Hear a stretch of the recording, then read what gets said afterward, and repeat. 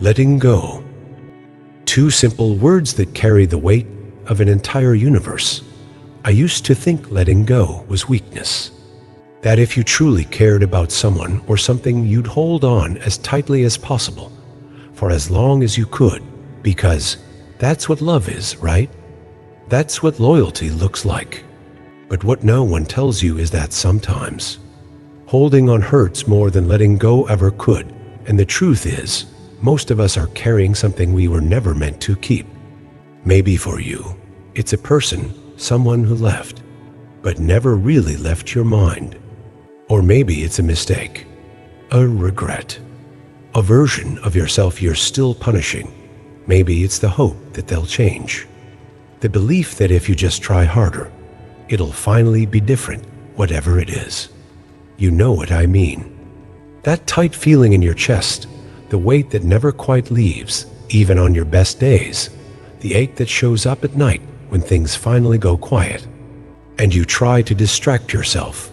You scroll, you stay busy, you tell yourself you're okay, but deep down, you're still holding on to the what-ifs, to the words you never said, to the ending that never made sense. And if no one has told you this yet, let me be the first. You don't have to carry it anymore. Letting go isn't forgetting, it's not giving up, and it's definitely not a sign of weakness. Letting go is strength. Letting go is clarity. Letting go is choosing peace over pain. In this video, I'm not going to give you empty quotes or quick fix advice. I'm going to tell you the truth, the hard truth, the healing truth. Because I've been there, and maybe, just maybe, this is the message you needed to hear today. So if you're still holding on to something, sit with me for a while. Let's talk about the beauty, the heartbreak, and the quiet power of letting go. Holding on hurts more than letting go. There's a strange kind of pain that comes from holding on too long. It's quiet, subtle. It doesn't scream like heartbreak. It doesn't crash like grief, but it lingers every single day. And you don't even realize how heavy it is, until one day you finally put it down. I remember thinking, if I just hold on a little longer, maybe it'll work out. Maybe it'll get easier. Maybe I'll finally feel okay. But it never did, because what I didn't understand at the time was this. What's meant for you won't drain you. It won't beg you to sacrifice your peace to keep it. But I did. I sacrificed sleep, my joy, my confidence, all to hold on to something or someone that was already gone, if I'm being honest. Gone in words, gone in actions, but still alive in my memory, my hope, my imagination. And I know I'm not alone in that. We all do it. We hold on to the job we hate because it's safe. We hold on to the relationship that no longer nurtures us because it's familiar. We hold on to the pain because somehow it feels like the last connection we have to something that once mattered. But here's the truth. Holding on doesn't make you strong. It makes you tired. It makes you anxious. It makes you start questioning yourself. Why am I not enough? What if I had done something differently? We romanticize pain sometimes. We think that if we just suffer through it long enough, it'll turn into something beautiful. But most of the time, it just turns into more pain. There comes a point when the thing you're holding on to isn't holding you anymore. And deep down, you know it. You can feel it in your body, in your breath, in the way you wake up with a knot in your stomach every morning. That's when you realize you're not holding on out of love anymore. You're holding on out of fear. Fear of the unknown, fear of being alone, fear of starting over. But what if I told you that letting go isn't the end, it's the beginning? That when you finally release what no longer serves you, you create space for clarity, for healing, for something new. You see, letting go doesn't mean you didn't care. It means you cared enough to choose yourself, to choose peace, to choose growth. And once you finally stop gripping so tightly, you'll breathe easier, you'll cry softer. You'll start to remember who you were before the weight, and most importantly, you'll feel lighter. Why we struggle to let go. Letting go sounds simple to words, one decision, but in reality, it's one of the hardest things we'll ever do, because letting go isn't just about releasing someone or something. It's about releasing the stories we told ourselves, the hopes we nurtured, the futures we imagined, and that's never easy. We struggle to let go because deep down, we're afraid of what will take its place, afraid of the silence that comes after the noise, afraid of waking up tomorrow and feeling the absence more than we ever felt the presence. Sometimes we cling to people or pain, not because they're good for us, but because they're familiar, and we mistake familiarity for safety. Think about it. We've worn the same pain for so long that it feels like home. We've replayed the same memory so often it's become a part of our identity. We've carried guilt like it's a responsibility. But here's the truth we rarely admit out loud. We don't hold on because it's right. We hold on because we're scared to feel empty. We fear that if we let go, there will be nothing left. No closure, no justice, no comfort. So we delay the release, hoping for a different ending that never comes. But what if the emptiness you're afraid of is actually space? Space for something better, space for peace, space for your own healing. Another reason we struggle to let go is because we think it means we failed, that if we let go of the person, the relationship, the dream, we're admitting it wasn't worth it. But letting go doesn't erase the value of what was. It honors it. It says, "Thank you for what you gave me, but I don't need to carry you anymore." Sometimes we don't let go because we're still waiting for an apology, waiting for closure, waiting for someone to come back and make it right. But here's something I had to learn the hard way. Closure isn't something they give you, it's something you give yourself. Letting go is not waiting for someone to set you free. It's deciding that you're free, even without their permission. You may not get all the answers. You may not get to rewrite the ending, but you do get to choose how the next chapter begins. And maybe, just maybe, the reason you've been stuck for so long is because you've been trying to heal and hold on at the same time. But healing and holding on don't live well together, and at some point, you'll have to choose, not because you're ready, but because it's time. The moment I let go, letting go didn't happen all at once. It wasn't a grand decision I made in a moment of clarity. It wasn't a dramatic scene or a midnight breakdown or an emotional goodbye. No, it was quiet. It was slow. It was subtle, so much so, I almost didn't notice it at first.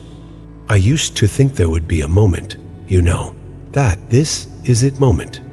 A clear line between holding on and letting go, but the truth is it's not like that. Letting go came in small moments, tiny acts of release that didn't feel like much at the time, but slowly built the bridge that led me back to myself. It started the day I stopped checking their social media, not because I stopped caring, but because I was tired of torturing myself with updates I wasn't part of. Then it was the day I threw away the messages I kept reading over and over again, as if the right Ray Reid would change the past. It was in the mornings I stopped hoping for a text. In the nights, I cried without needing a reason.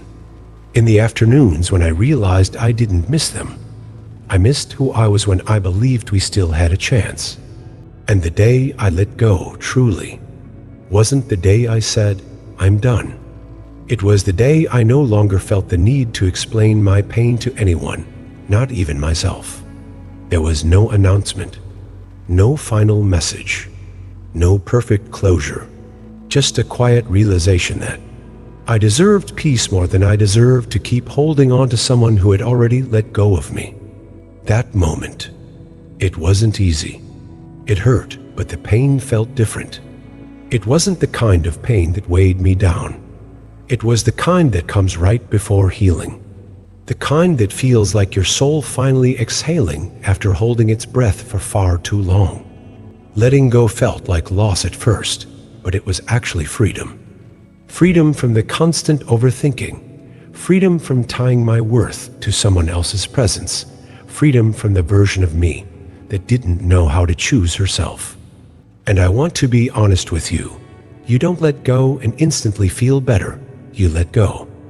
And you feel everything. All at once. The grief, the relief, the confusion, the fear, and strangely, the quiet hope. But that's the thing about letting go.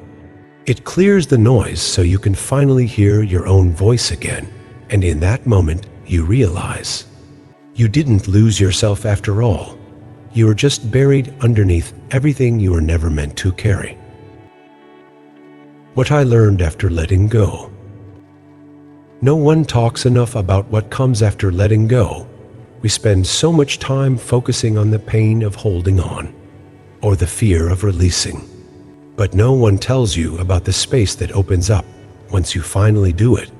The stillness, the clarity, the strange, unfamiliar lightness that fills you where pain used to live. I used to think that letting go would feel like losing. And in the beginning, it did. It felt like failure, like giving up, like walking away from something I'd poured my heart into. But with time, with silence, reflection, and patience, I realized something powerful. Letting go wasn't the end. It was the beginning of everything I didn't know I needed. I learned that peace is more valuable than closure, that I didn't need every answer. I didn't need the apology. I didn't need a final conversation to validate my decision. Sometimes closure isn't found in someone else's words. It's found in your own silence. I also learned that not everything broken needs fixing. Some things are meant to fall apart. Some people are meant to pass through, not stay. And that doesn't make the connection any less real. It just means the lesson is complete. Letting go taught me that healing isn't about returning to who you were. It's about becoming someone new, someone wiser, softer, and stronger, not hardened by the pain, but shaped by it. And most importantly, I learned that you don't lose love when you let go, you redirect it. You take the love you once gave to someone who couldn't receive it, and you pour it back into yourself, into your growth, into your peace, into your future. Because the truth is, what we're really afraid of isn't letting go. It's being left with ourselves, with the silence, with the void, with the question, who am I now without this? But that's where the gold is. In rediscovering yourself. In building a new identity that's not built on survival or sorrow, but on joy, wisdom, and wholeness. Letting go doesn't erase your past. It reclaims your power over it. And one day, you'll look back not with bitterness, but with gratitude. Not because it didn't hurt, but because it grew you. You'll realize that the person you became after the loss is someone you're proud to be. And that's what letting go really is. Not a goodbye to them, but a coming home to yourself. If you're struggling to let go, if you're still holding on to the memory, to the words that were never said, to the person who used to mean everything, to the version of yourself you thought you had to be, then this part is for you. I know it's hard. Letting go doesn't come naturally. We're wired to cling to what's familiar, to what once felt safe, to what gave us meaning, even if it's slowly breaking us. And I also know that sometimes the pain of holding on feels more manageable than the fear of being alone without it. Because at least the pain is something you recognize. You've lived with it long enough to make room for it. It became part of you, but just because something has stayed with you a long time doesn't mean it belongs with you forever. Letting go isn't about pretending you never cared. It's not about erasing the past. It's not even about moving on in the way people often say it, quickly, coldly, decisively. Letting go is quiet. It's gentle. It's choosing to loosen your grip on something that's already drifting away. If you're struggling right now, let me remind you of something you may have forgotten. You are allowed to choose yourself. You are allowed to say, "This is hurting me, and I can't carry it anymore." You are allowed to stop waiting for the apology, the explanation, the closure that never comes. Because the truth is, most of what you're waiting for won't heal you. What will? You choosing your peace. Showing up for yourself every day, even when it still hurts, trusting that healing is not linear, but it's happening even in your quiet moments. You don't have to rush. You don't have to have all the answers. You just have to be willing to take one small step toward letting go. Maybe today, that step is deleting the photo. Maybe it's not rereading that old conversation again. Maybe it's writing a goodbye letter you never sent. Maybe it's simply saying to yourself, "I deserve better than this." Whatever it is, let it be yours. Let it be honest. Let it be enough for today. You won't forget overnight. You won't wake up tomorrow and feel nothing, but slowly, gently, the weight will lessen. And one day, you'll realize you're no longer carrying it. You're simply remembering it without reliving it. And that is freedom. Letting go doesn't always look like a final goodbye. Sometimes it looks like a quiet decision made in the middle of an ordinary day. No dramatic endings, no closure speech, no big moment. Just a shift, a moment where you finally exhale, where your heart whispers, "I'm done carrying this." And that's when you know it's over, not with anger, not with resentment, but with peace. Because real letting go isn't loud. It's not about deleting everything or pretending it didn't matter. It's about remembering without aching. It's about honoring what it was and accepting that it's no longer. It's choosing yourself, not because you stopped loving them, but because you started loving you. You start to realize healing doesn't mean you stop missing them. It means you stop needing them to be okay. You don't need them to apologize. You don't need them to return. You don't need to understand every reason why it ended. Because some stories are beautiful, even when they're incomplete. If you've reached this point in the video, maybe you're ready. Or maybe you're still working your way there. Either way, I want you to know this. You're doing better than you think. Even if you're still crying, even if you're still checking their name, even if you're still hoping for one last conversation. Because healing isn't clean. It's not pretty. It's messy. It's non-linear. It's slow, but it's yours. And it's sacred. Every time you choose peace over pain, that's progress. Every time you choose silence over chasing, that's power. Every time you choose yourself, that's love. So if this is your quiet goodbye, I want you to sit with it, feel all of it, and then let it go. Say it softly if you need to. Thank you for the memories. Thank you for the lesson, but I release you now because I deserve peace. And you do, you really, really do. From this moment forward, you don't need to carry the weight of what no longer fits in your story. You're allowed to begin again lighter, freer, and more whole than you've ever been. This may be the end of one chapter, but it's the beginning of you, a new version, a wiser heart, a quieter strength, and that is worth everything. Thank you for being here. If this message found you at the right moment, consider subscribing. There's more healing ahead. And you don't have to walk it alone. Until next time, stay soft, stay strong, let go, and grow.